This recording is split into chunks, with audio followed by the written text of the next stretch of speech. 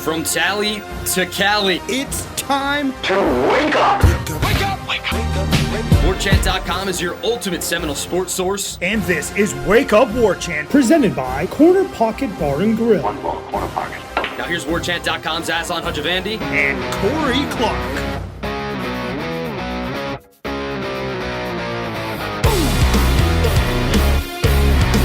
Wake up! What is up, everybody? It's Wake Up Warchant, presented by Corner Pocket Bar and Grill. Coming up on today's show, a staff and roster without much championship pedigree, seemingly impervious to the pressure so far. Why is that? Do the Noles have the best front four in the conference? Someone who would know thinks so. And Michael Langston talking recruiting. Wake Up Warchant, presented by Corner Pocket Bar and Grill, Tallahassee, Florida, 2475 Appalachia Parkway.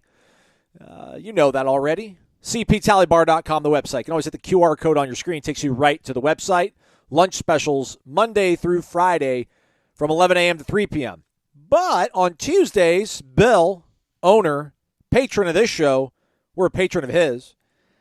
It's like, hey, man, let's just run it all day long. Tacos for the people, chicken or beef, soft or hard shell.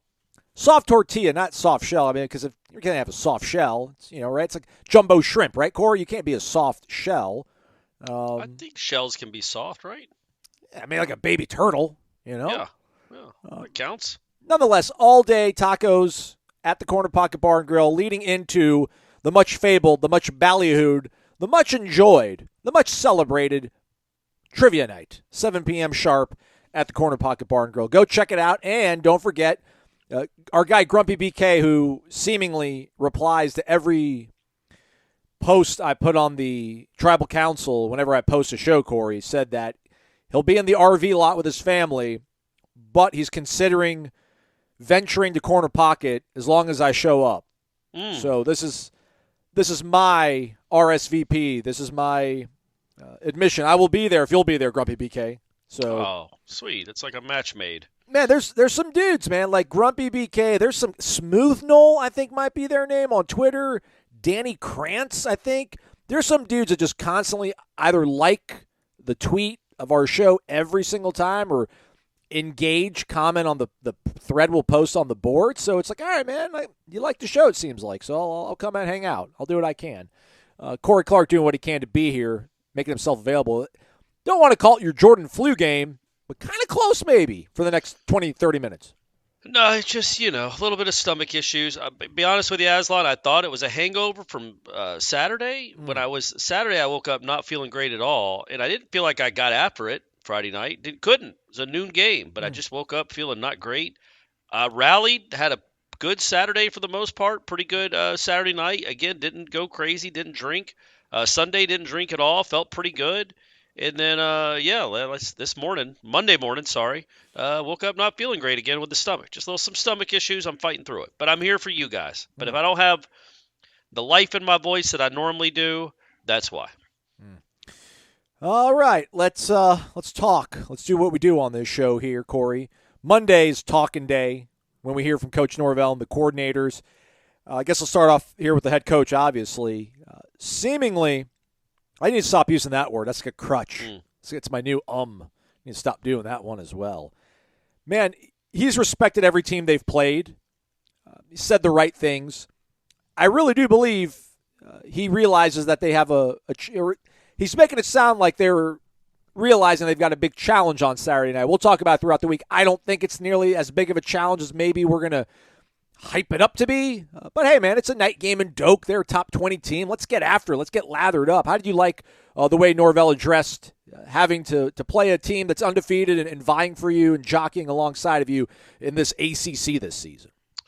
I liked it. I liked what he said. You could tell at least I thought, I wasn't in the room. I had to stay away, so I was just watching on the internet and still transcribing. I didn't count the words, Aslan, but I'm guessing I didn't go crazy this time. I was like, you know what, guys, you're going to get what you get. I'm not directly quoting these guys for the next hour and a half. Daddy doesn't feel good. But I like that he seems genuinely excited about it. Just the whole week he seems excited because of what he knows it's going to be Saturday night. Like, this is not a chump Duke team. This is a 15-point underdog, but they're one play, and he's right. They're one play, a 4th and 16 against Notre Dame from being undefeated, with wins over Clemson and Notre Dame. So not exactly, the sisters of the poor that they've beaten.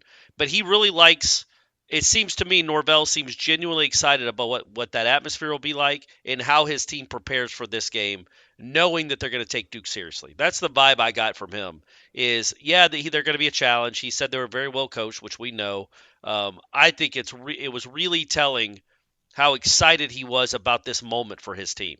Like almost like you guys get to show off now. Kind of thing. It was definitely to me pretty enlightening how excited, because look, man, Norvell hasn't gotten to do this a lot, right? When you think about it, 2 top-ranked teams, primetime Doak.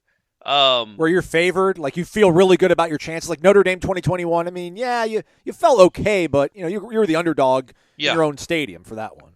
Yeah, he gets the whole the voice of Doak will be on his side, which will be great. It's a night game. It's ABC. People will be watching. It's 2 top 20 teams. I just think the fact that he gets to be in a moment like this, knowing what Doak is going to be like. No, it's not Miami in the 91 or Florida in 99 or anything like that. It's not these game of the century type games. It is Duke. But Duke is good, and Duke can beat you. And Florida State is going to have – it's just going to be a remarkable atmosphere. We'll see how they handle it, but I think he's genuinely excited about this week because it feels like a big game. It's not Syracuse and Syracuse and Virginia Tech, where you just kind of you want to play well and survive. This is a game where, weirdly, because it's Duke, I hear myself saying it, this is one of the biggest games of the year, and it's at your place. It's gonna be a cool. It's just cool for those kids and for him and his coaching staff to get to experience something like this. Like Odell's done it a million times, so he doesn't count. But all the other guys, it's gonna be because even Clemson last year, right, Aslan? Like you were on a 2-game losing streak. Yeah. So it still wasn't the same. I just think this one is going to be unique to any game he's coached in before at Florida State. By the way, you meant 2000 Florida. Game. Why? Well, it was in Tallahassee. Oh, no, I just meant like, okay, I got you. Yeah, right. Yeah, good point. There's 2 people out there that are yelling. What are you talking about, Corey? Sorry. 99 was in the swamp. What are you talking about?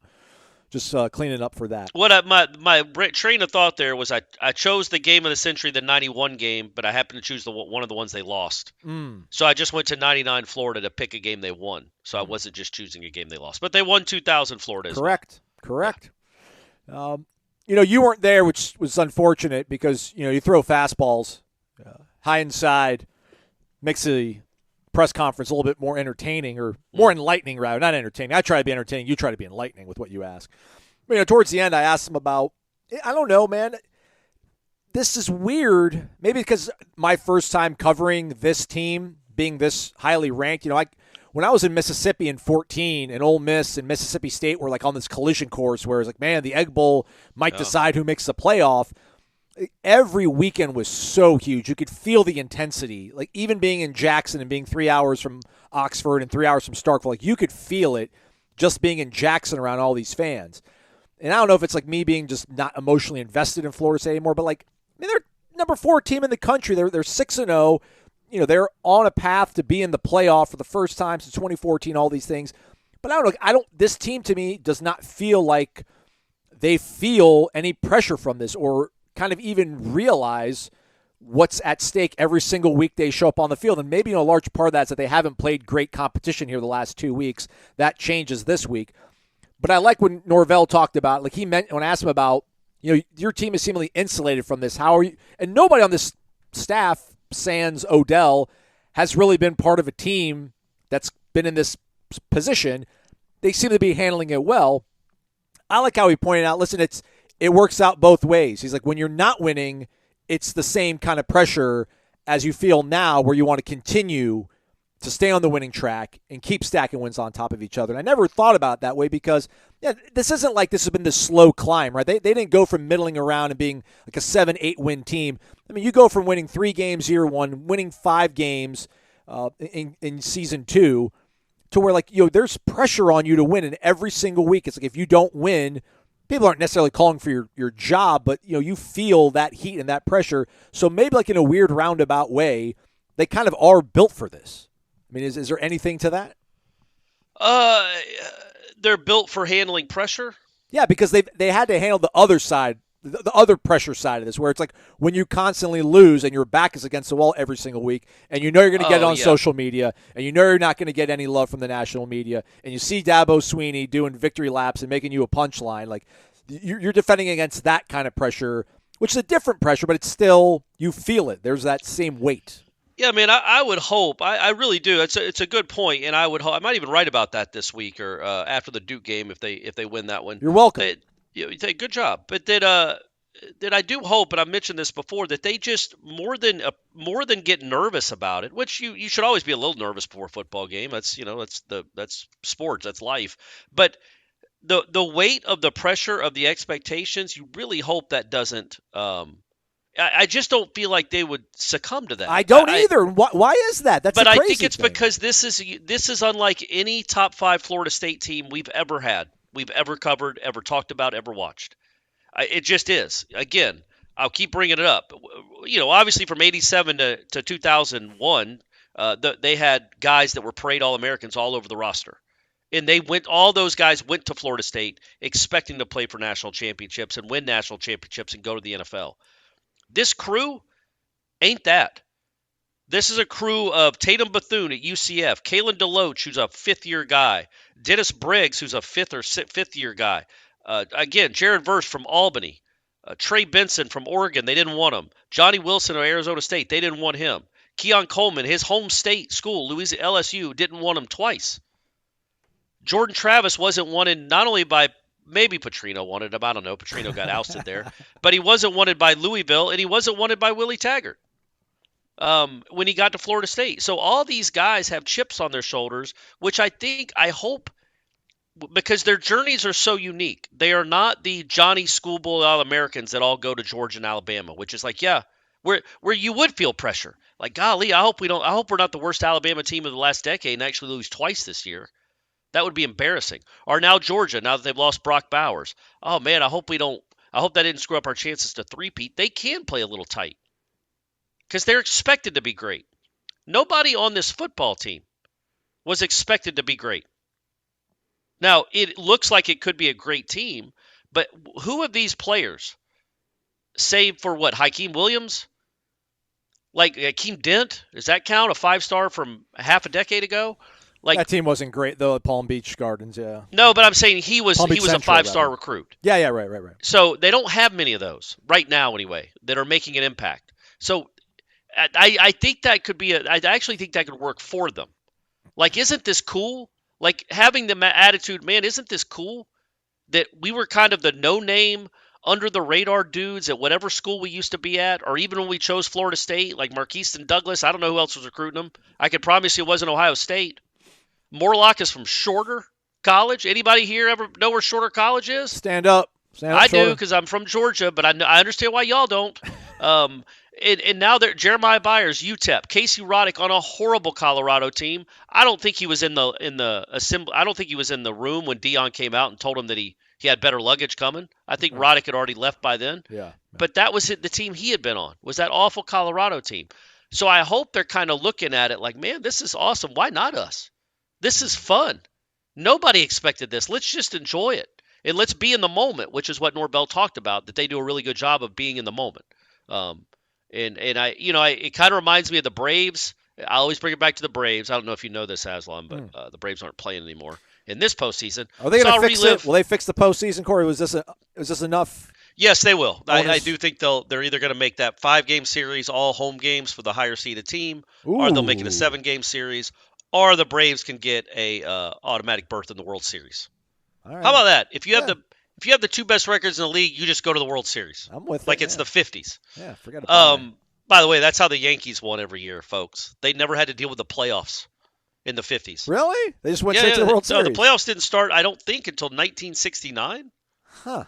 So it was always just if you had the best record in the National League at the end of the season, you played the team with the best record in the American League. That was the playoffs. No divisions, just like there was just leagues. Yep. Huh. Yep. And then 1969 with the Mays and Mets, Actually beat the Braves in the first division series. But that Braves team from 2 years ago, where Jock Peterson wrote that, I can't remember what it's called, the Players Journal, maybe, is that a thing? Players Tribune. Players Tribune. Okay, he wrote a piece in there where he was like, we hear all the time about the Braves curse and that we always choke in October. Well, we might just be the MFers that don't. We might just be those MFers. And he didn't say MFers, he said the actual word. And that became a rallying cry. Because again, Eddie Rosario kind of got him off the trash heap.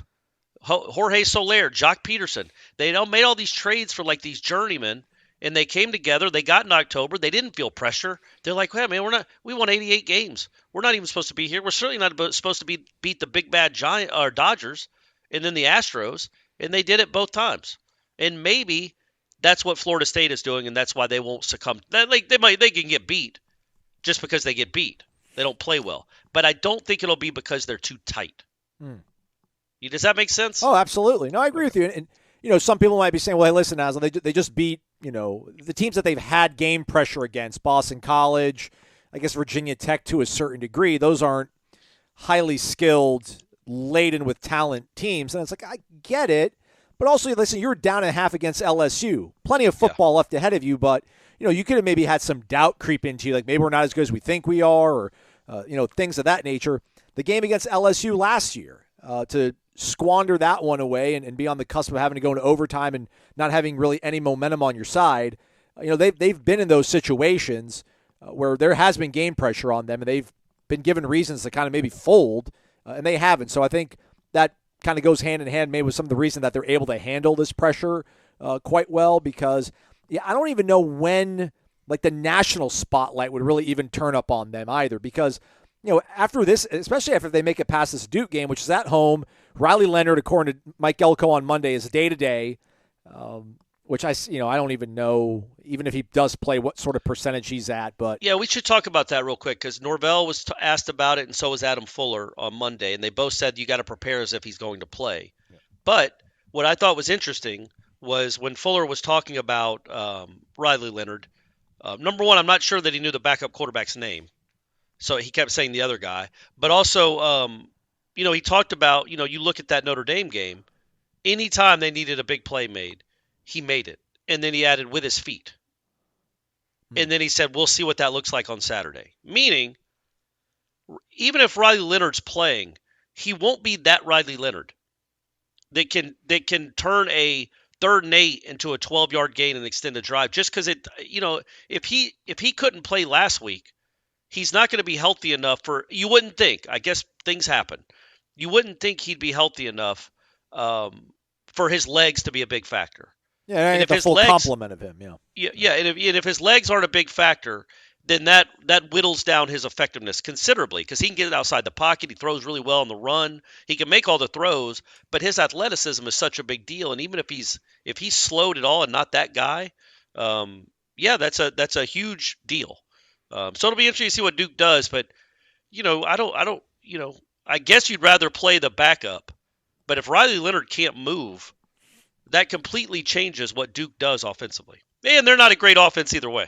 Right. They make their bones on defense. But anyway, I just thought that was interesting that Norvell and Fuller both said you have to prepare for the other guy, just in case you prepare for both and you have a game plan for both. Yeah. Henry Beeline, I think is how you pronounce his name, so we don't call him the other guy as well here on the show. We know his name. I just can't pronounce it. That's why. What did he do in that game? Do you have his numbers? Man, he's like 4 of 12.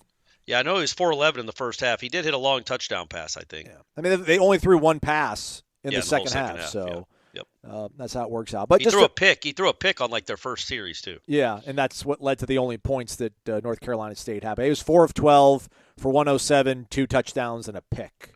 Did he run? Let's see here on his game log. He ran 5 times for 28 yards, but he had a long of 26. Okay. All right. Okay. So, otherwise, not all that accomplished. Handed it off a lot, it sounds like. Yeah. Tune in on tomorrow's show. We'll have Stephen Wiseman from the Durham Herald, I think, helping us break down what's going on there with Duke.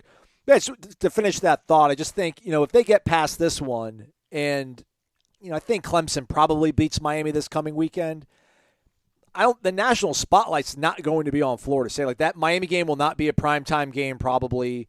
That Florida game, outside chance if Florida keeps winning, but Georgia's going to probably cave their head in later on this month. So, I think they'll almost be able to kind of skate by until they get into that game in December in Charlotte. So it is a really kind of interesting situation they're in. It's pretty cool. Well, I would push back on that a little bit. I don't think that happens anymore. I don't think you can just assume, even if you're going to be favored in every game, which Florida State will be, they're not going to skate. There will be some tough moments. They will be in games in the fourth quarter. Well, from like I mean like the scrutiny and the spotlight. I see what you're saying. Yeah, but I got you. Yeah. Listen, I get you. You've said. Well, I think Florida State Miami will still bring eyeballs, especially if Miami can not fall off a cliff. Right. Like they can beat Clemson, man. Yeah, I'm not expecting it either, but I'm judging them on Miami teams of the past. But they can beat Clemson, and they have enough talent to beat Florida State. But if they come into that game 7-2, and Florida State's 9-0, well, they'll be ranked-ish, and there'll be a lot of eyeballs on that game, and there will be some scrutiny there. So that and it's just Florida State Miami in general. So and they never beat the bejesus out of Miami at Doak. They save those always for Doak South. They don't every time they play Miami and Doak, it's always a close game. So I would assume nothing less this time. And then Florida, same thing. There will be a lot of eyeballs on that, and there will be eyeballs on that, Aslan, if Florida State is 11-0 and Florida is 6-5 or 7-4. The country's still going to be watching it to see if Florida State gets knocked out of the race. Let some other team sneak in there. That's all. Yeah, so they'll be watching it just like some of you people back in the day watched. TCU have to win a game or lose a game or what? I can't remember who was involved in 2014. Yeah, it was TCU Baylor. Yeah, that's right. Like you would watch that game, and so I think starting with if they get through Duke, and I know you can't assume wins at Wake, but if you take care of business the next 3 weeks, well, you'll be double-digit favorites in all of them. Then that game against Miami, you get some real scrutiny, and same with Florida, because people are waiting for you to lose. They're watching to see if you lose because it has the implications it has on the rest of the country, and that will be when you really know how this team handles pressure. Like it's still the middle of the season, right? Yeah, technically. Like when you get close to Miami, and you're like, man, it's November. Yeah, we're 2 wins away from an undefeated season, or 3 wins away from 2 because one of them's North Alabama. If we beat Miami and Florida, we're going to be 12-0. Yeah. Then you'll see if the thing I was celebrating about how they should be carefree and loose, why not us? If that stays, or if they face the real pressure there. But I just think I like the mindset of this team to handle it well. I lied to everybody the other day. I apologize. I said that I was going to have my Vitamin Energy Workout Plus. A little cold outside. I took the Immune Plus instead. Just figured, Corey, I needed to audible hot route and, give myself the peace of mind that not only was I getting 260 milligrams of all natural caffeine for energy to get me through my day, and I drank the whole bottle this time. I didn't even do the half shot. I did the whole entire bottle because it tastes so good once it hits your lips, man. Also, all right, man, I don't need to, pop an emergency. I don't have to have 3 more oranges with my breakfast. I'm just going to take the Vitamin Energy because it's energy with benefits. The Immune Plus gives a shot of vitamin C to your immune system. The Workout Plus fuels you even more in the gym with such additives like arginine, beta-alanine, all these things in one little 2-ounce bottle. You can take it wherever you go. Leave some in the console of the car, maybe some in the gym bag, some in the top drawer of the desk, where you put the good stuff. Go to vitaminenergy.com. Promo code is WarchantBOGO, Warchant BOGO. That means you buy one, you get one free when you use that promo code, courtesy of the Florida State alums pulling the strings over at vitaminenergy.com. So help some Noles out. Make your day better. Get better on your focus. Get rid of that brain fog. Feel good. It's clinically proven, everybody, for real. Like it's legitimately clinically proven. It says so on the bottle. I have the abstract in front of me. VitaminEnergy.com. Shake it and take it. Use that promo code WarchantBOGO. Warchant BOGO. Corey, we mentioned Clemson earlier in the program. Mike Elko said on Monday he thinks that Florida State's got the best front four that Duke has seen since they arrived in Durham, this staff. So they played 20 or so games. What do you think about that one? Because you've shown a lot of respect to Clemson's defense, namely that front four, maybe the front seven because of that linebacking core. John Papucha said it on Monday as well. He likes where they're at defensive end in terms of what Byron Turner and Gilbert Edmond are doing. He said that, Gilbert's bringing Byron's bringing, energy and disruption, very similar to the effort he would play with on special teams into the reps that he gets at the defensive end spot.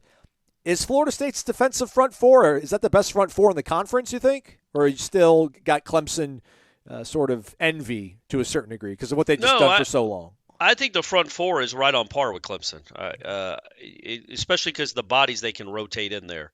And I mean, look, obviously not everybody – Clemson doesn't have a Jared Verse. Florida State doesn't have those linebackers. And I think that's the difference between the two. I would say Florida State, in my opinion, probably has a better front four, but not a better front seven. Because as you said, they have two, I think, early round picks at linebacker that are just great football players that Florida State doesn't have. They have fine linebackers, but not anything like Trotter. So, yeah, I would agree with that. I don't think he's just saying that to say it. I think the combo of Fabian, who I looked up, he played 19 plays on Saturday. He's ready for November. He's ready for December, man. I'm telling you, and Verse, I think, played maybe 38. I mean, they are really keeping those numbers low because there will be a game in the fourth quarter when they need them, and they're going to need if you're up 24-21 with 2 minutes to go, it won't be Byron Turner and Gilbert Edmond on the field. It'll be 5 and 11. So it's good that they've gotten them rest when they can. But there will be a couple of times, maybe starting with, and I think that's probably what he means, is that Florida State at its best, when it has its I'd say 5 if you count the 3 defensive tackles, and then Peyton and Verse. Those are their 5 best linemen.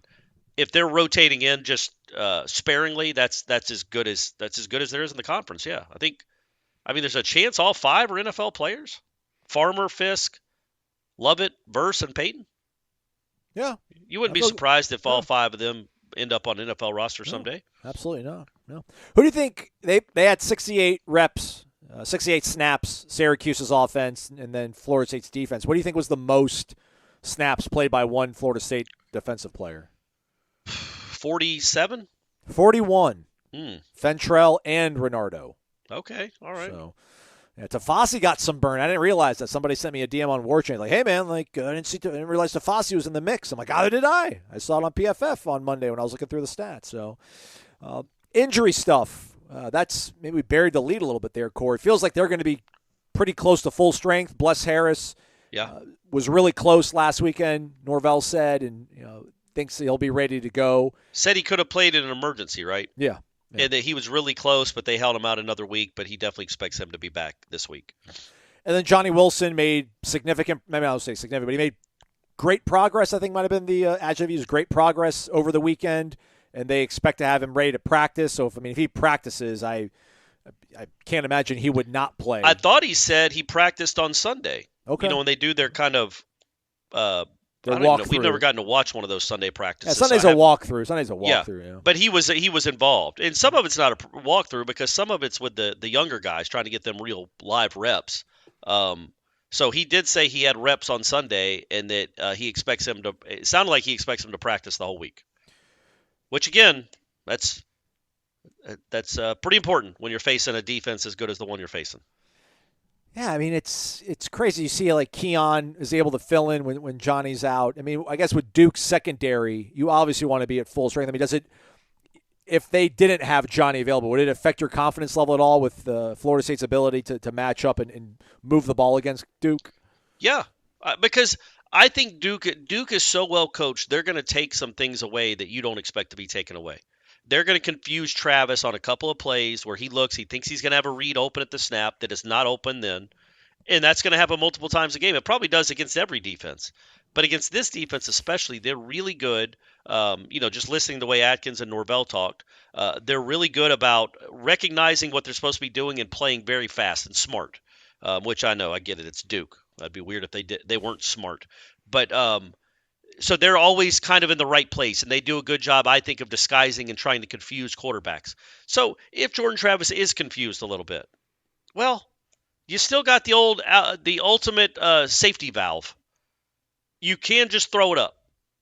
And I do think that when you get into tight moments or you're playing good defenses and you're not trusting your eyes necessarily, or they're doing a good job of taking away the stuff you want to throw, it's always good to have a 14 and a 4 on your side that can just go make NFL plays, even if they're not wide open, even if they're not your first read. So yeah, I think that absolutely helps to have. I mean, that's a rhetorical yes. It absolutely helps to have Johnny Wilson back, and I do think. That's not great news for Duke.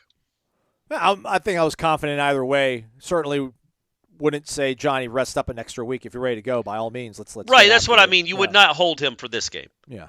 You need all your weapons to move the ball against this team consistently.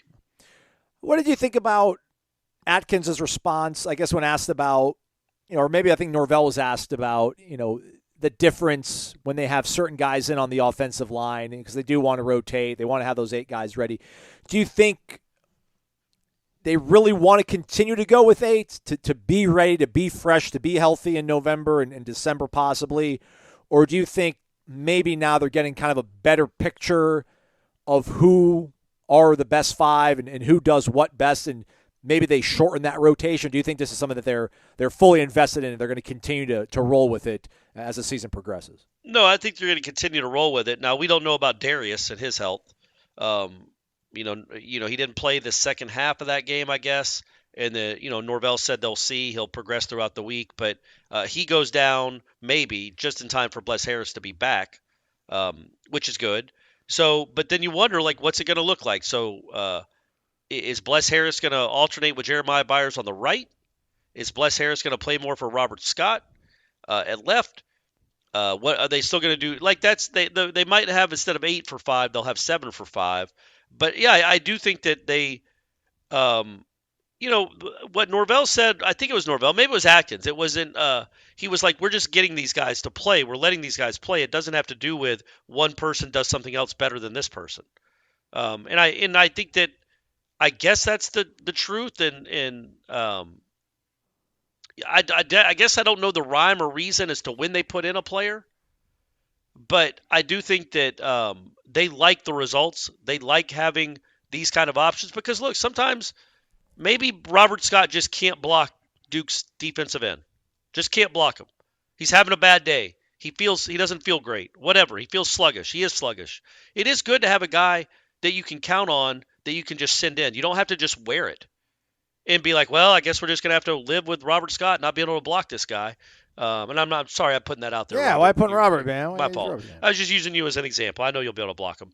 So I do think that it's reassuring to know you have capable bodies if guys aren't getting it done.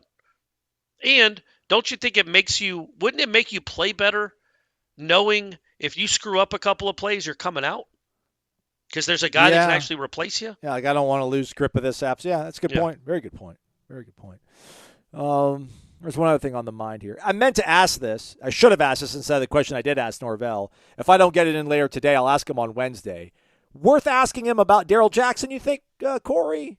I mean, I know we heard from him, and he said that once this semester is over, which would be post-ACC championship weekend, bowl season, playoff season, he would be eligible. But that was before Tez Walker and the new evidence came out. Probably worth asking him. I mean, it's a big game weekend. I should have asked him on a Monday. Maybe shouldn't even ask him last weekend when they're getting prepared for Syracuse. But worth asking, worth popping off a question to the coach about that this week, you think? I mean, you can. I think we know the answer, though, that if anything had changed, they would let us know very quickly.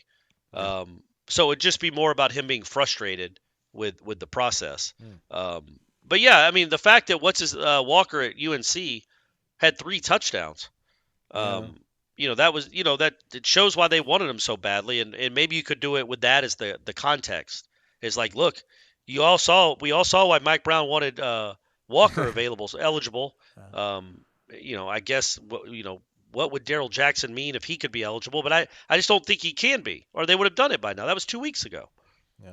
So, yeah, I don't know, buddy. I don't know. Ask him about Riley Leonard. Okay, we'll do so. Or Krzyzewski. They're playing Duke. Ask him any lessons he can learn from Coach K, or if he listens to Basketball and Beyond. Okay. The Coach K podcast. Do you think it was coincidental that Carmelo was in town with his son and Lala during the Syracuse game weekend? No, I don't. Okay. Don't think it'd be great if Carmelo's kid signed at Florida State. I do think there was a reason he was here for the Florida State Syracuse game. But Bert Kreischer was at the game too. Mm. And they showed him. I don't even know if you were up in the booth in the press box yet. Do you know how much B-roll I got of him shown on the Jumbotron? Because I knew you or Ira was going to mention it on the Vitamin Energy Warchant rap. You guys made no reference to it. I know, completely forgot. But what so it looked like we were going to have a Taylor Swift afternoon where literally they were going to show him 55 times. They must have shown him 8 times in the span of 5 minutes. Less than that. And then never again. I don't even know if he stayed for the game. But yeah, that was and I was telling Ira, like Bert Kreischer, if you don't know, is he's the guy that was the basis for Van Wilder, the movie. He went here from 93 to 90, or no, they showed it on the screen, 91 to 97. Oof, he was like strong. The ultimate crazy party animal kid. His whole career started because Rolling Stone wrote an article about him. He was the biggest partier at the biggest party school in America, and they wrote a story about him, and it turned into a movie. It's a really cool story. Y'all should go back and try to find it in the archives. And now he's a world famous comedian and podcaster, and a Florida State grad, and he has a ton of money. So I feel like that's why Michael Alford was walking him around for 30 minutes on the sideline. It's like, hey, Bert, you could get your name on something here. Yeah. We need a couple of linemen. We might need a new quarterback for next year. We like what we got, but we're not sure. We're going to need another Keon Coleman, maybe another Jared Burr. So, help out your football program. Let's try to help you out this week. Let's see if we can get you some winners. These are unofficial picks. These don't go against the season-long competition that Corey and I are in the midst of. It's all over at mybookie.ag. Promo code WARCHANT. Instant cash deposit bonus when you sign up for the first time over at mybookie.ag. We are blessed, Corey. We are now in that part of the calendar where we get football, I think, every single day from now until, like December 6th or something maybe. Okay. Something bizarre like that. 3 games tonight. Middle Tennessee, I think still led by former Nole Rick Stockstill, if I'm not mistaken. You'd hope, yeah. Yeah. Catching 14.5 on the road at Liberty. Liberty's been looking strong, quite strong, but maybe not Hugh Freeze strong. It's a lot of points, man. The total is 55.5. Liberty has not been as explosive as they were previously. You got Western Kentucky at Jacksonville State. Their offensive line, spearheaded by none other than Rick Trickett. Okay. Rich Rod, the head football coach for Jacksonville State.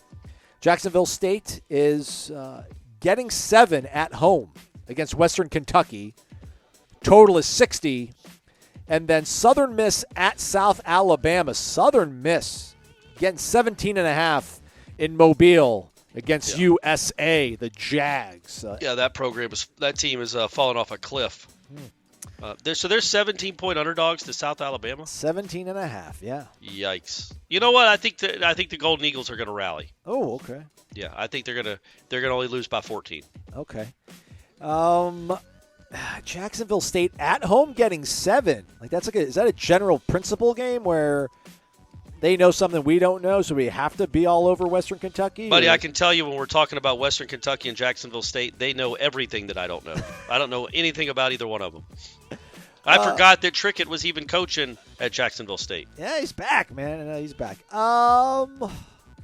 Lean into that one. Western Kentucky minus 7 Nice. on the road. That's a crazy one. And then Liberty, Middle Tennessee State. Let's go over on the 55.5. Let's have fun out there, kids. But let's be responsible about it. Use that promo code WARCHANT over at mybookie.ag where you can bet anything, anytime, anywhere. Michael Langston, talking recruiting, coming up right after this.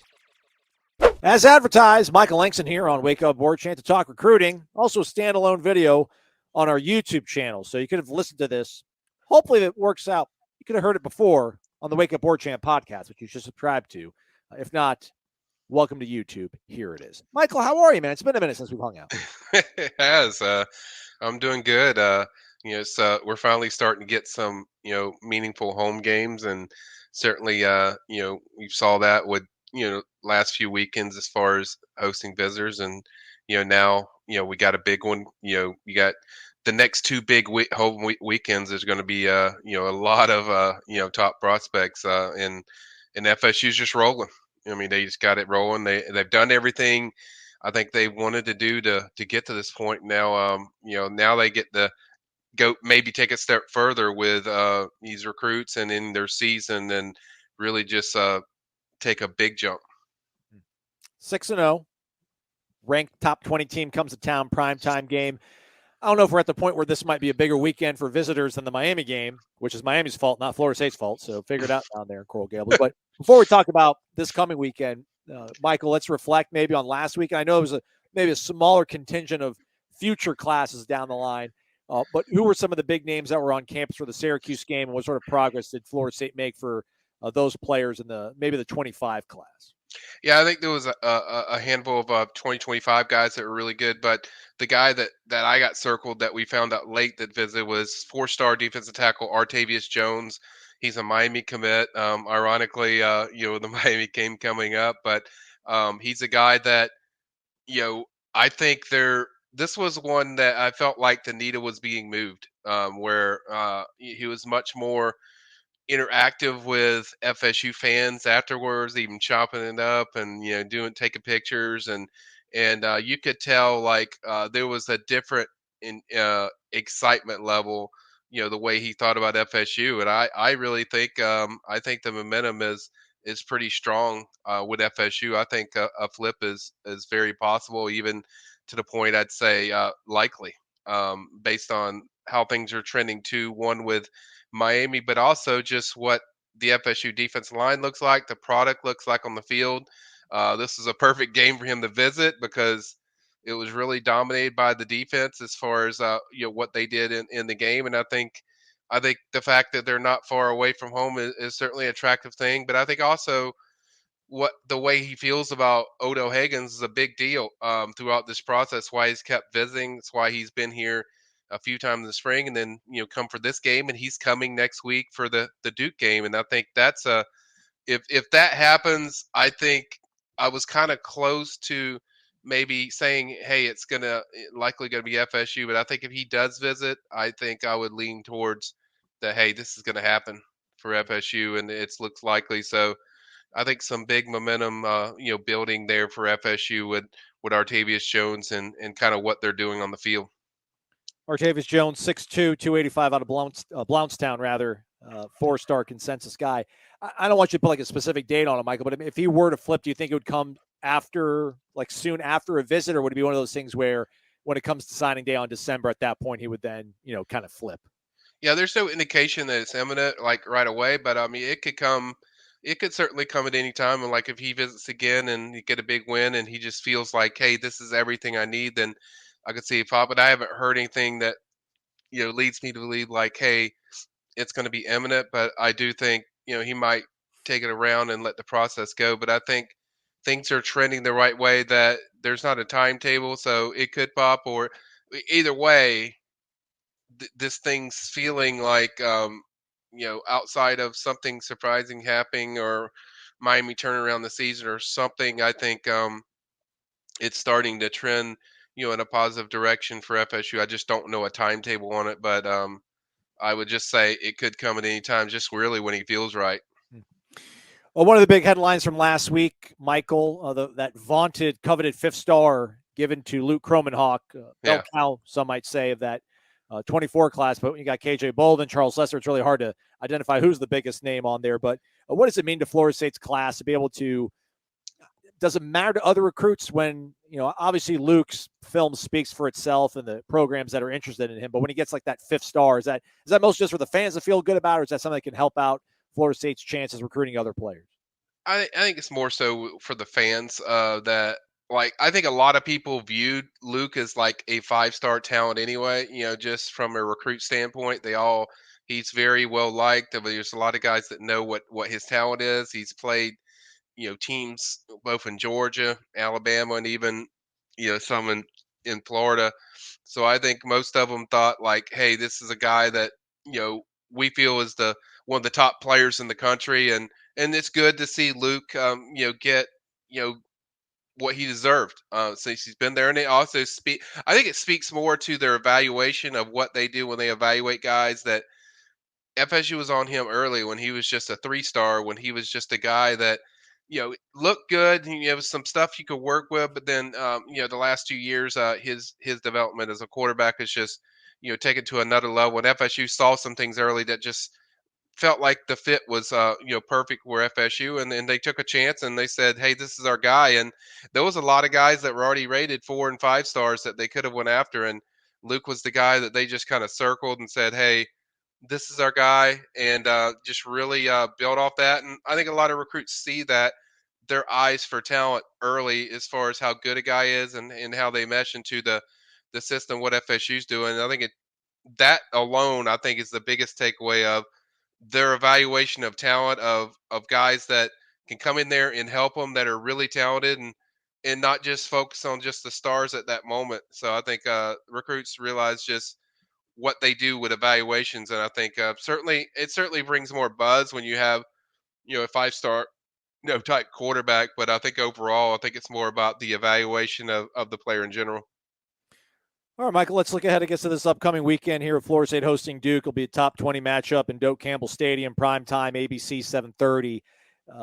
I don't know if we thought, going to the season, there was potential that maybe Duke would be kind of a sneaky good team, but I don't know if we would expect a lot of blue-chip kids to descend into Tallahassee for this game. I know you'll be working on a visitors list throughout the week over on the PRB, but what are some of the early buzz, some maybe the possible names that'll be on campus for this game, you think? Yeah, it's going to be a big game. I mean, I had this I had to juggle. I did a top 3 list during the season. LSU was the first one, and then I put Virginia Tech in there because you felt like Virginia Tech was going to be decent, and it was going to be a game that's around that time. And I knew LJ McCray was visiting, around that weekend, so you felt like that probably could be the weekend. But then we saw Duke get have a good season and start building. You kind of knew one of those games was going to be a night game, and it turned out it's going to be the Duke game, and it's going to be a massive, I think, a very strong group. Not as strong as the Miami group because the Miami visit weekend's going to be kind of like the pinnacle of everything. I mean, you're talking about double-digit, probably 5-star prospects that'll be on campus for that game alone. There's going to be tons of guys for that game. Jeremiah Smith, Armando Blunt, loads of 5 stars probably for that Miami game. So nothing will beat the Miami game, but I think this weekend will compete pretty strongly because I think it's a night game. It's a ranked opponent. You're going to see a lot of guys in there. I think certainly last weekend you had Alvin Henderson, the top 2025 guy, have a story on the front page. FSU's very high on his list, so people can check that out. I think they're very much in the picture. Kevin Wynn, 4-star 2025 defensive tackle. FSU leads early on for that one. I think they're really good shape for that one. And then they also hosted a 2026 4-star quarterback, Jared Curtis, who I've heard they feel really good about, kind of where they sit. So, but going into this weekend, you're going to see big name. I've already talked about Artavius Jones is going to be there. We'll have a extensive list of coming up, but there's a lot of targets I'm just waiting on confirmation from. But I would think that you have around 3 or 4 or 5 stars on this campus this weekend. I want to wait until I get the names. I don't want to just start throwing out people, but I think it's going to be a very heavily attended type of game. I'm talking around 70 prospects. I think you should have around there, and some to beat some really big names. And one name I have heard floated around to me, the last 2 weeks is potentially Jordan Seaton, 5-star offensive tackle, coming in for a visit to check out the Noles. This is kind of the weekend I've heard, floated around. They were working out details of that exact weekend. I think that's a guy I'm certainly keeping an eye on that could be here this weekend. I think you could see some others in there like Jamari Howard that possibly comes down and checks out the Noles for a game since it's the night game. But I think 4-star DB from Miami Norland that I feel like FSU is in a very good spot with. So those are kind of a few off the top of my head. Naturally, you're going to have a lot of top commitments here. Luke will be here. Cam very much likely will be here.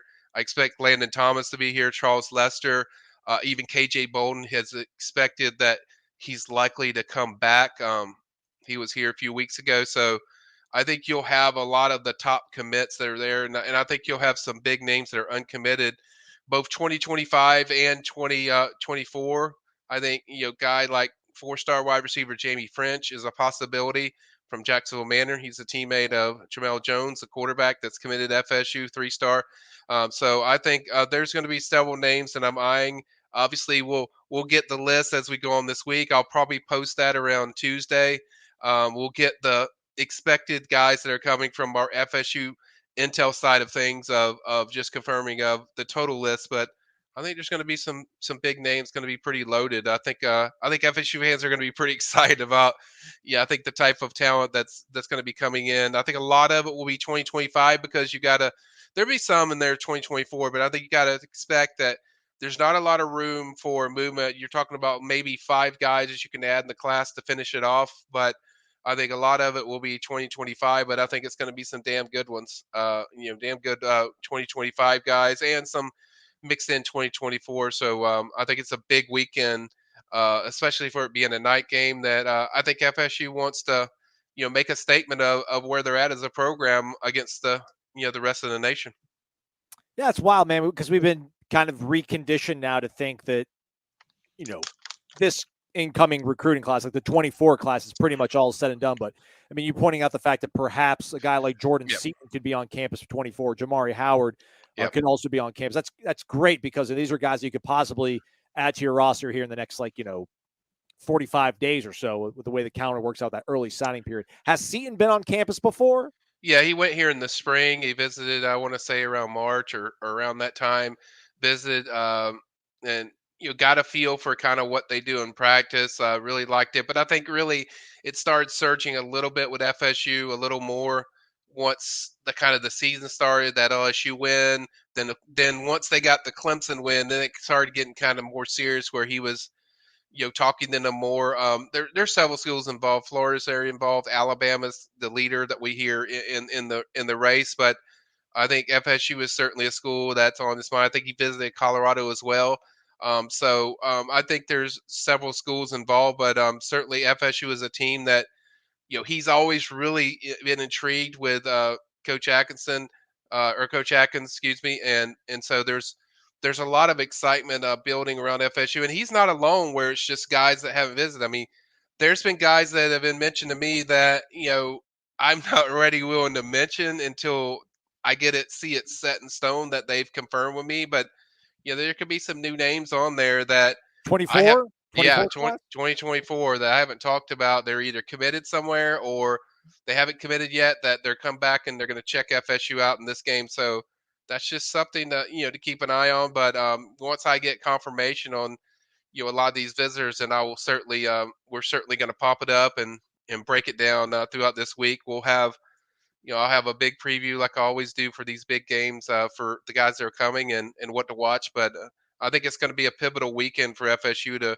not just show it on the field, but also, make a big impression to either the now of the recruits in 2024 and then the future of, kind of where they're going. And we'll kind of be able to tell like the pulse of recruiting of where these recruits feel about where FSU is going and just is it a top 5 thing, or is it like they feel like FSU is the team, national champion type team, that they're the guy? So it'll be interesting to see just kind of the takeaway from recruits and see if they can get a few commits maybe for 2024 or 2025 from this weekend.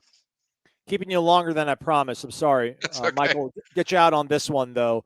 As we record this and talk, we're 5 days away. As you folks are listening to this, we'll be 4 days away, I think, right, from LJ McCray, Right. The standout lineman from Daytona Beach, making his announcement. I know as the week goes on and we get closer to that date, you'll have more information. Right. But as we sit here and talk about it, how do you feel about Florida State's chances to land a one-time, heavy lean, we thought, to the Gators? 6'5", 275 defensive lineman out of Mainland. Yeah, he's probably more like 6'5", 270 now. He is massive. Looks great.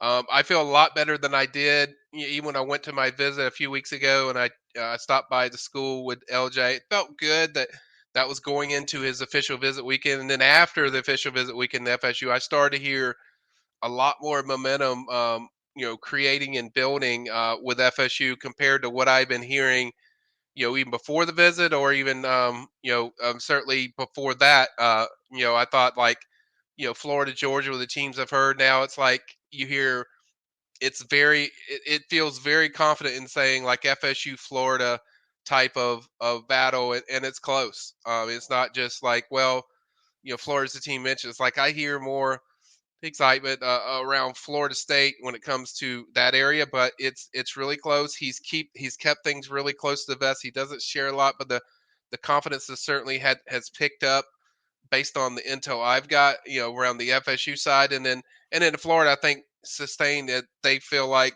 their sustainability of confidence that hasn't changed much yet. But I think obviously that will change for one of those sides as this week goes on. I'd probably say, around Wednesday or Thursday, I think you'll start to kind of see the tea leaves of how this could be developing. But like I said, their camp is keeping it very quiet.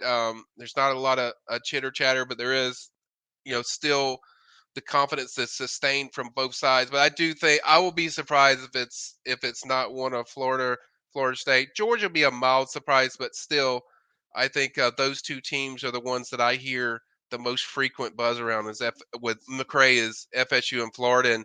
And to me, I've said this all year or most of the year, McCray to me would kind of really almost make your class close to complete if you add a guy like that, because that's a premier defensive lineman that can just dominate in so many ways. So you have a dominant lineman, you have some dominant DBs, and then you also have some really good receivers that you have already coming in. The only thing left is maybe to add some linebackers and maybe edge guy here and there. But I think he'd really get that class closer to complete of where they want it if you add a guy like McCray. I lied last. I mean, Michael, this is crazy. I don't know if I've ever seen such disparate opinions on a player. LJ McCray is not a 5-star consensus. He's 5-star on three. We've got him ranked as the number 8 overall player in the entire nation for 24. Right. 247's got him at number 6. Meanwhile, ESPN 293rd, Rivals 249. Yep. I don't want to make you say like which part of that do you fall on, but like have they not looked at his film lately? Has he gotten bigger that's shot him up the charts on our side? That's crazy. I mean, have you ever seen anything that big of a gap in terms of opinion on a kid? I've seen bigger gaps, but I think there is a disparity where some people have seen him more frequently than others. Certainly On Three has seen him in person several times. I think other outlets have as well. I think FSU are just On Three's done a lot of just, I think his added on size has really made him a lot more versatile and more attractive prospect, because he's 6'5", 270. You can put him inside, you can put him outside. He's a guy that I think very similar to what I saw out of Leonard Williams out of high school. He does a lot of same things that Leonard Williams does, where you could play Leonard inside, you can play him outside. And so there's a lot more intrigue of his explosibility as a player. And two, back then, I think a year ago, when most of these rankings, all of them had him as a 4-star, I think, he was a good edge guy, but now he's like a great one, but he's also now a more complete guy against the run. Much more physical, gets off blocks better, has learned more technique as a pass rusher. And I think that's why we see a balloon of, certain outlets having him as like a 5-star, like On Three. On Three was the first, network to have him as a 5-star before anybody. And then I think a few others are starting to get close to that to follow suit. But I think, On Three's been on that for a while. And I think that's why is the development of his game. All right. I told Michael it'd be about 10 minutes. We went 20 minutes. So okay.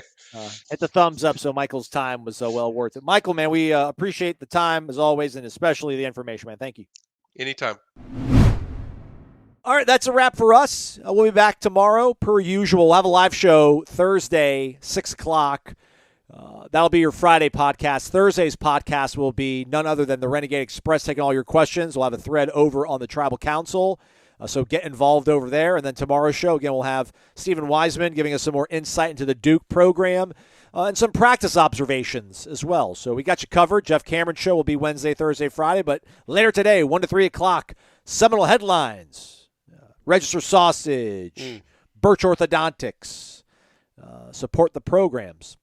Corey will be there with Ira and Jeff doing the darn thing. Hopefully feeling a little better. Yeah, I feel good. Ginger ale, applesauce, plain yogurt, Corey, saltine crackers. I got the applesauce and the crackers. Okay, I got that. Stephanie will be over soon, I'm sure, to take care of you. So you'll be in good she hands. did. No, she's out of town. Oh. She actually was. She was actually going dress shopping with my mom, my sister, and her daughter. Oh, it's happening, man! It's happening. That was very sweet. But she did Instacart me some stuff. Oh, because she's she takes care of me. God bless her. Amen, brother. Amen. All right, we'll be back tomorrow. Tune in then. Hit the thumbs up on the way out, folks. That'd be really cool. Maybe leave a 5-star rating and review as well. He's Corey. I'm Aslan. Thank you for listening to Wake Up Warchant, presented by the Corner Pocket Bar and Grill.